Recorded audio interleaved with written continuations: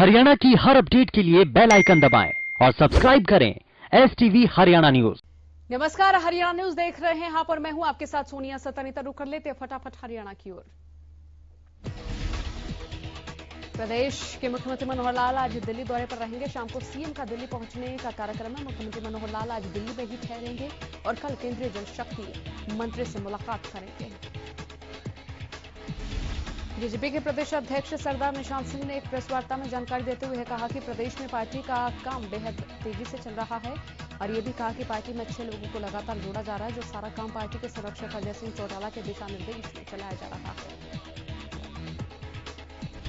और वहीं उन्होंने एक सवाल के जवाब में कहा कि पार्टी की ओर से जो घोषणाएं की गई हैं उन पर काम तो हो रहा है, मगर वो उससे संतुष्ट नहीं है, क्योंकि कोरोना काल के चलते कुछ विकास कार्यों में रुकावटें आई हैं और कुछ घोषणाओं पर काम नहीं हो पाया।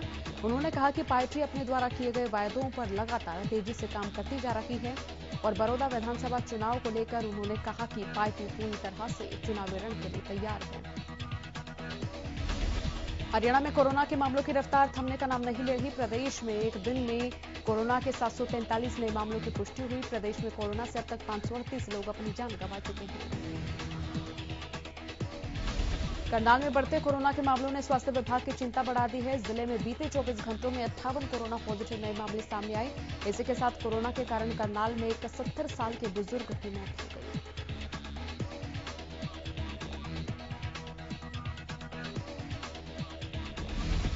और वहीं डॉक्टर अंजू पाठक ने बताया कि स्वास्थ्य विभाग की ओर से टेस्टिंग को बढ़ाया गया है और इसीलिए पॉजिटिव केसों की संख्या बढ़ रही। फिलहाल जिले की स्थिति कंट्रोल में है। उन्होंने कहा कि करनाल में अब तक कुल पॉजिटिव मामले 1596 हैं, जबकि एक्टिव केसों की संख्या 425 है। 1157 मरीज ठीक होकर अपने घर जा चुके हैं।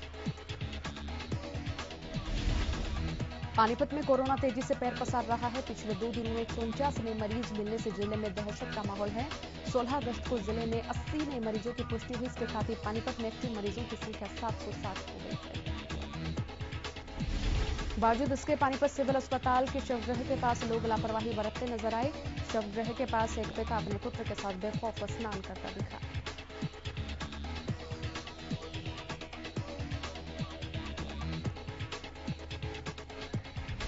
बता दें कि पानीपत के शवगृह में कोरोना पॉजिटिव डेड बॉडी आती रहती है और शवगृह के पास संक्रमण तेज होना भी बताया जा रहा है। लेकिन एक पिता इतना लापरवाह है कि उसे अपनी जान के साथ साथ उस मासूम की जान की भी परवाह नहीं है, जबकि पानी की टंकी पर साफ लिखा है कि यहाँ पर हाथ धोना, नहाना, कपड़े धोना सब मना है। यमुनानगर के मलेकपुर गांव में एक विशेष समुदाय के युवक की ओर से गांव की ही एक दूसरे समुदाय की लड़की को भगा ले जाने के आरोप में गांव में दोनों पक्षों की अलग अलग पंचायत हुई। इस दौरान दोनों पक्षों के बीच एक बात निकलकर सामने आई कि आरोपी परिवार का गांव में हुक्का पानी बंद कर दिया जाए। और उधर विश्व हिंदू परिषद के लोगों ने पंचायत में पहुंचकर गांवों में माहौल ठीक करने की बात कही। इसके साथ ये भी कहा कि अगर दूसरा पक्ष लड़की को नहीं लौटाता है तो ये लड़ाई लंबी चल सकती है। और इसी मामले में दूसरे पक्ष से बात कर लड़की को वापस लाई जाने की बात कही है। लड़की के लौटाने में आनाकानी करने पर आरोपी परिवार को गाँव में बहिष्कार करने की सहमति भी बनी हुई है। बड़ौदा में होने वाले उपचुनाव को लेकर सियासत तेज होने लगी। राज्यसभा सांसद दीपेंद्र सिंह हुड्डा गोहाना की जनता के बीच पहुंचे और कहा उनका मुकाबला कांग्रेस और बीजेपी से नहीं, बल्कि अब की बार जो मुकाबला है वो जनता और सरकार के बीच में है। इस उपचुनाव में बड़ौदा की जनता सरकार को सबक सिखाने का काम करेगी और हल्के में कांग्रेस पार्टी के उम्मीदवार की जीत होगी। सरकार पर निशाना साधते दीपेंद्र ने कहा कि इस सीट से सरकार को कोई फर्क नहीं पड़ता। वे लोग वोट भी ऐसे मांग रहे हैं मानो जनता पर एहसान किए हैं।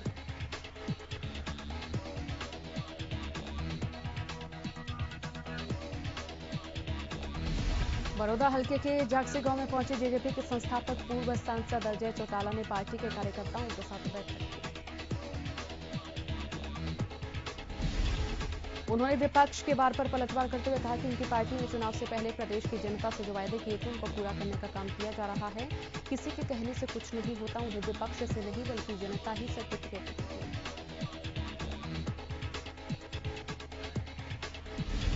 उन्होंने कहा कि जल्द रुके विकास के कार्यों को गति देने का काम किया जाएगा, चाहे वो युवाओं को नौकरी देने की बात हो, बुढ़ापा पेंशन देने की बात हो या फिर विकास कार्यों की बात हो।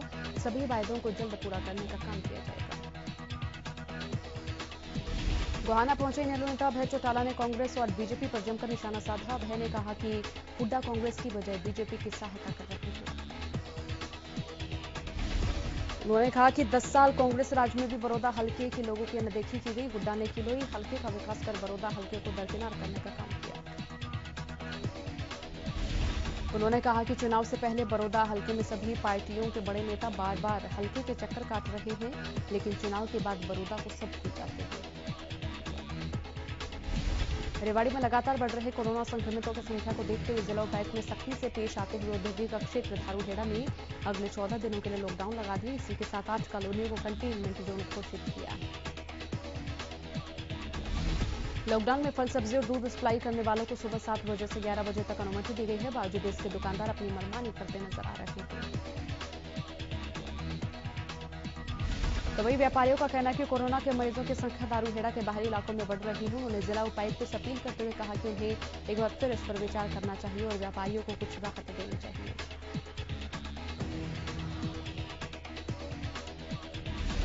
नांगल चौधरी के धोलेड़ा गांव में उस वक्त अफरा तफरी का माहौल बन गया जब ट्रैक्टर की किस्त न भर पाने से परेशान एक युवक गांव में लगे मोबाइल टावर पर चढ़ गया।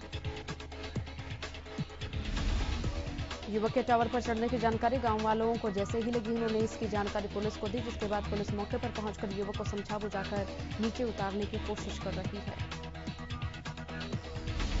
बताया जा रहा है कि किस्त भरने में असमर्थ युवक ने ट्रैक्टर एजेंसी को लौटा दिया था। इसके बाद भी किस्त के लिए उससे नोटिस आ रहे थे, जिससे वो परेशान हो गया था। युवक एजेंसी पर कार्रवाई की मांग कर रहा था। उसका कहना है कि टावर से नीचे वो तभी उतरेगा जब एजेंसी पर कार्रवाई हो पाएगी।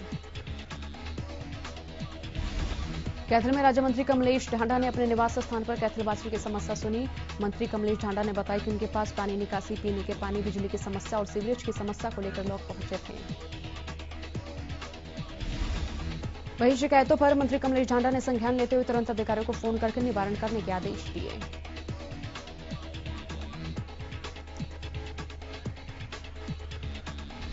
फरीदाबाद में बिजली कटौती से नाराज जवाहर कॉलोनी के लोगों ने आज स्थानीय पार्षद के साथ मिलकर बिजली विभाग के खिलाफ जमकर प्रदर्शन किया। लोगों का आरोप है कि लगातार शिकायत करने के बाद भी बिजली विभाग के अधिकारी उन्हें सुनने को तैयार नहीं।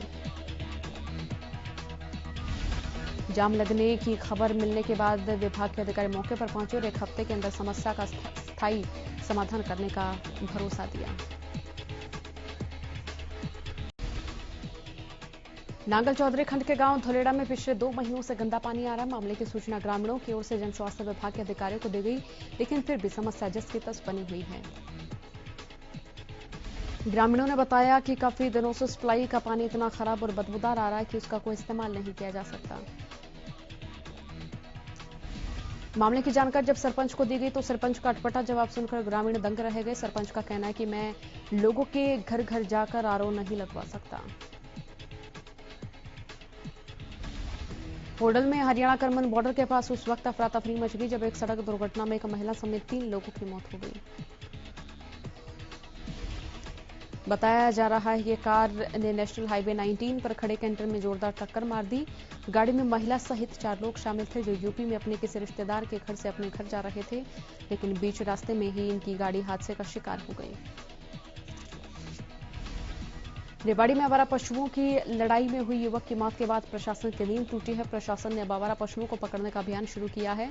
नगर परिषद ने सड़क पर घूम रहे बेसहारा पशुओं को पकड़कर गौशाला में छोड़ने का ठेका दिया है। उपायुक्त ने रेवाड़ी के नगर परिषद, नगर पालिका सचिव धारूहेड़ा और बावल को कड़े निर्देश देते हुए कहा कि वे रेवाड़ी, बावल, धारूहेड़ा में घूमने वाले आवारा पशुओं को पकड़वाकर रेवाड़ी को स्ट्रे कैटल फ्री करें, ताकि लोगों को आवारा पशुओं से होने वाली परेशानियों से छुटकारा मिल सके। उपायुक्त ने कहा कि अगर ऐसा नहीं होता तो कड़ी कार्रवाई की जाएगी। और वहीं जब आवारा पशुओं से हो रही परेशानी के बारे में रेवाड़ी पहुंचे राज्य मंत्री ओम प्रकाश यादव से सवाल पूछा गया तो उन्होंने बताया कि सरकार की ओर से बेसहारा पशुओं के लिए गौशालाएं बनाई गई हैं। एक और काम किया जा रहा है। करनाल सदर बाजार एरिया में देर रात 2 गुटों के बीच जमकर लड़ाई और पत्थरबाजी हुई। 2 गुटों के बीच लड़ाई और पत्थरबाजी की सारी घटना सीसीटीवी में कैद हो गई। हालांकि पुलिस मौके पर पहुंची, लेकिन पुलिस के हाथ कोई सुराग नहीं लगा। वहीं जब लोगों का कहना है कि हर दिन ऐसी वारदातें हो रही हैं, लेकिन पत्थरबाजी से गाड़ियों के शीशे टूट जाते हैं और जब पुलिस आती है तो आरोपी भाग जाते हैं। सीसीटीवी में कैद हुई तस्वीरों में आप देख सकते हैं कि कैसे एक युवक आता ही ईंटें रखता है और उसके बाद ही दूसरी ओर से जुड़े दर्जनों युवक आते हैं और आपस में मारपीट करने लगते हैं। करनाल के प्योंत गांव के 42 साल के एक व्यक्ति का शव संदिग्ध परिस्थितियों में खेत में मिलने से सनसनी फैल गई। जिस व्यक्ति का शव मिला उसका नाम विक्रमजीत था और वो सरकारी स्कूल में क्लर्क के पद पर कार्य करता था।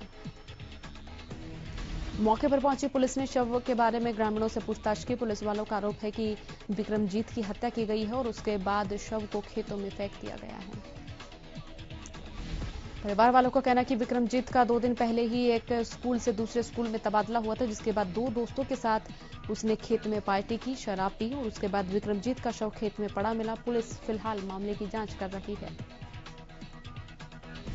पूर्व राष्ट्रपति शंकर दयाल शर्मा और विमला शर्मा के नाते अवंतिका तंवर के परिवार में इन दिनों कुछ ठीक नहीं चल रहा। अवंतिका तंवर और उनके पति अशोक तंवर और उनका पूरा परिवार धरने पर बैठा हुआ नजर आया।